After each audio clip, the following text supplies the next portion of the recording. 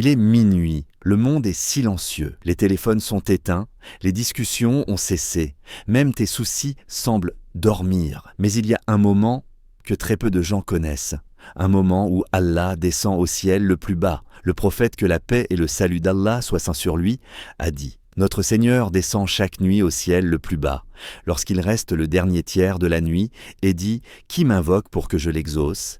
Qui me demande pour que je lui donne? Qui demande mon pardon pour que je lui pardonne ?» Hadith authentique, Bukhari et Muslim. À cette heure-là, ce n'est pas toi qui cherches Allah, c'est Allah qui t'appelle. Alors la question est simple, dors-tu pendant qu'Allah t'appelle? 1. Le secret que les pieux ne partageaient pas. Il existe une lumière que le soleil ne donne pas. Une lumière qui ne vient ni des lampes, ni des écrans, ni du jour. Une lumière qui naît dans l'obscurité. C'est cette lumière que l'on voyait sur les visages des pieux. On la remarquait sans comprendre. On la ressentait sans l'expliquer. Leur présence apaisait, leur regard rassurait, leur sourire guérissait. Et pourtant, leur vie n'était pas plus facile que la tienne. Ils avaient des épreuves, des pertes, des douleurs, des soucis.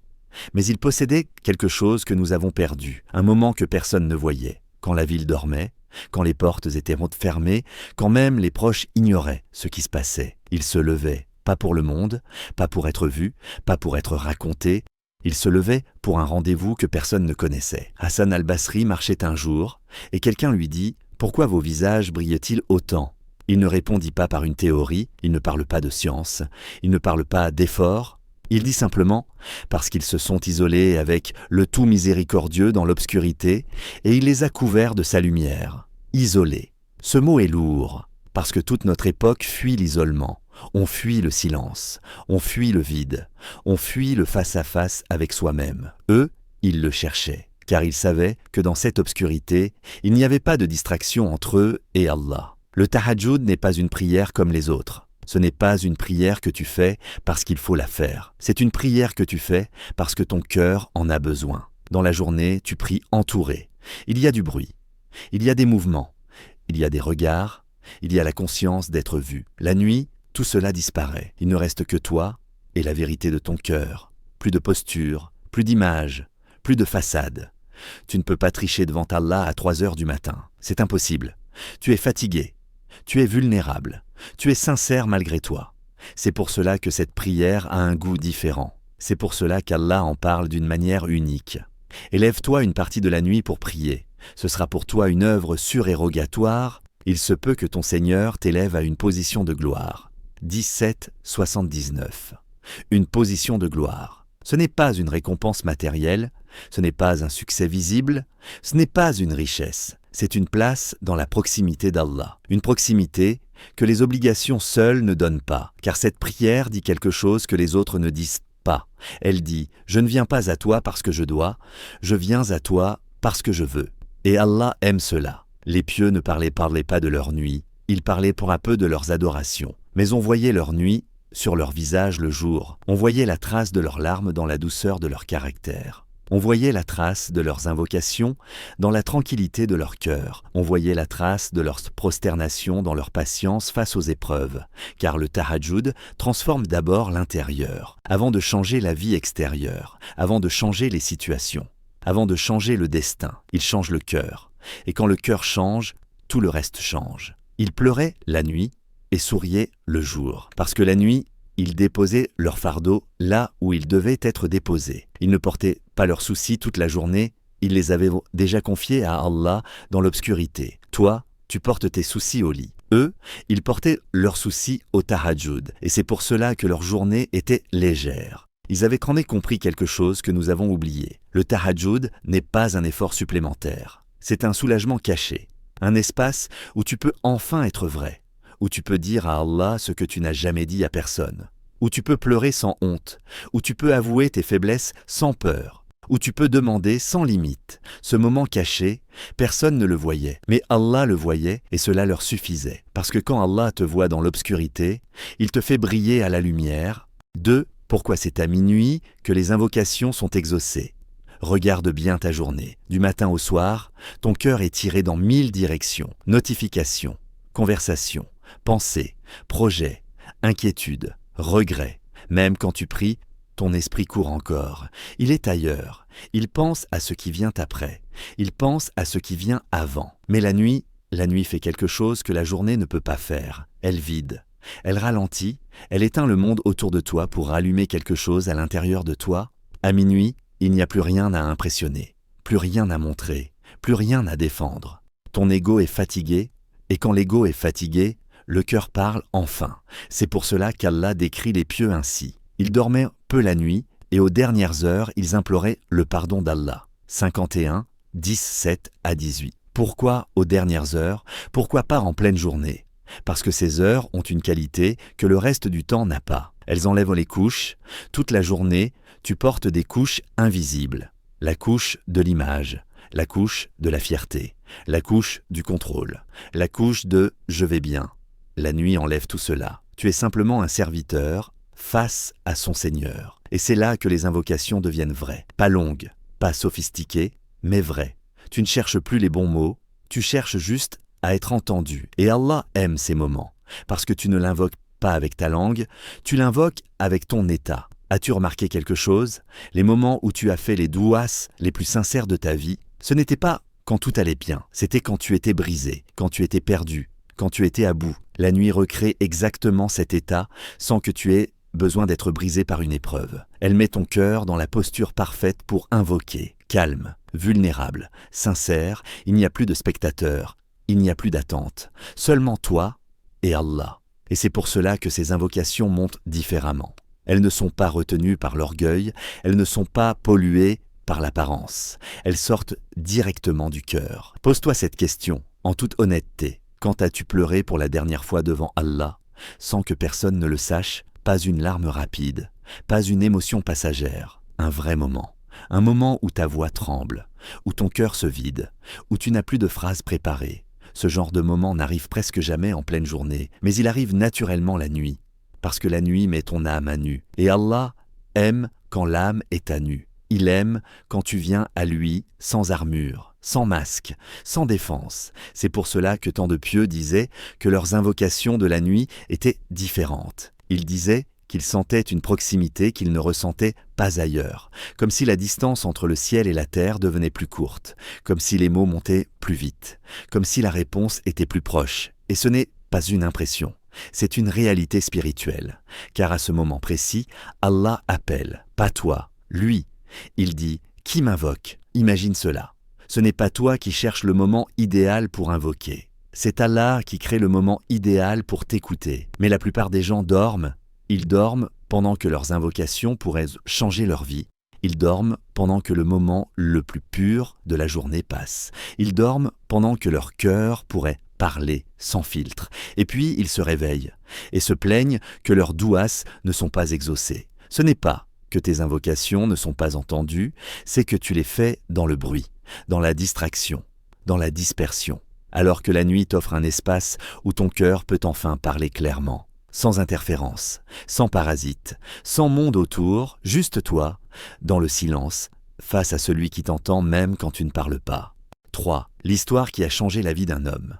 Il ne venait pas chercher une réponse religieuse, il venait chercher un soulagement. Son visage racontait une histoire avant même qu'il ne parle. Une histoire de portes fermées, d'efforts qui n'aboutissent pas, de prières qui semblent suspendues dans le vide. Il dit au savant « Ma vie est bloquée, rien n'avance. Je fais des douas, mais rien ne change. » Ce n'était pas une plainte contre Allah, c'était un cœur épuisé qui ne comprenait plus. Le savant ne lui donna ni conseils compliqués, ni longue explication. Il lui posa une seule question. « Te lèves-tu la nuit ?» L'homme resta silencieux. Il ne voyait pas le rapport. Il répondit honnêtement « Non ». Alors le savant prononça une phrase qui allait le hanter. « Tu veux que tes problèmes se règlent pendant que tu dors ?» Cette phrase ne parlait pas du sommeil du corps. Elle parlait du sommeil du cœur. Il réalisa que toutes ses invocations étaient faites dans le bruit, entre deux occupations, entre deux pensées, entre deux distractions. Il n'avait jamais donné à Allah un moment exclusif. Alors cette nuit-là, il mit une alarme. Quand elle sonna, il regretta de l'avoir mise. Son lit était confortable, son corps lourd, son esprit cherchait des excuses. Mais la phrase revenait sans cesse. Il se leva. Il fit ses ablutions dans le silence. Il se tint debout dans l'obscurité, sans savoir quoi dire. Et pour la première fois, il parla à Allah, comme un serviteur parle à son Seigneur. Pas avec des mots recherchés, mais avec un cœur qui déborde. Il se plaignit, il demanda, il pleura.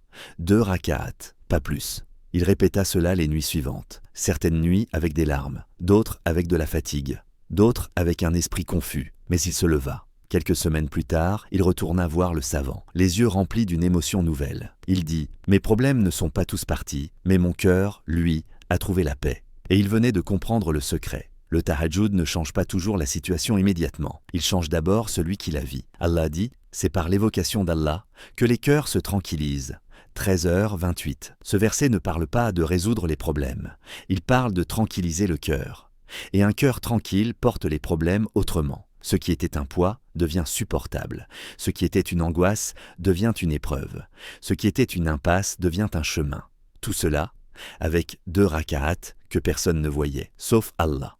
4. Le tahajjud, la clé des situations impossibles. Imagine la scène. La nuit est profonde. Le silence est total. Une femme seule, appuyée contre un tronc de palmier. Pas de famille, pas d'aide, pas de soutien. Juste la douleur. Allah décrit ce moment ainsi. Les douleurs de l'enfantement la poussèrent vers le tronc du palmier. 19, 23. Mariam n'était pas dans une situation difficile.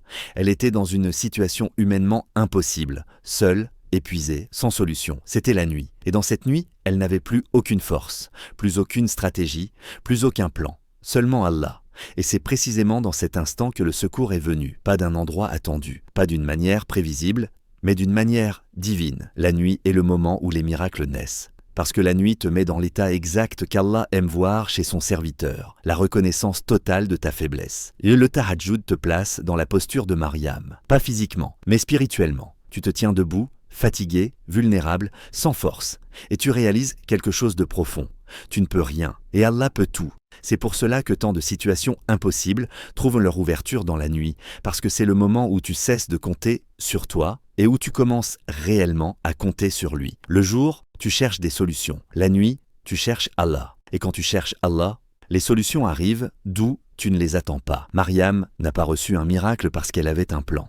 Elle a reçu un miracle parce qu'elle était seule avec Allah. La nuit crée cette solitude sacrée, cette solitude qui ne fait pas peur, cette solitude qui rapproche. Dans cette obscurité, tu n'as plus rien à quoi t'accrocher. Alors tu t'accroches à lui. Et c'est là que les portes s'ouvrent. Pas toujours immédiatement, pas toujours visiblement, mais profondément. Parce que la nuit t'apprend une vérité que le jour te fait oublier, ta force n'a jamais été en toi.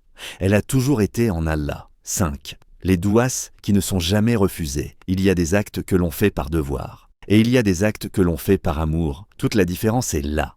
Tu peux prier parce que c'est obligatoire, tu peux jeûner parce que c'est prescrit, tu peux donner parce que c'est recommandé. Mais te lever au milieu de la nuit, personne ne t'y oblige.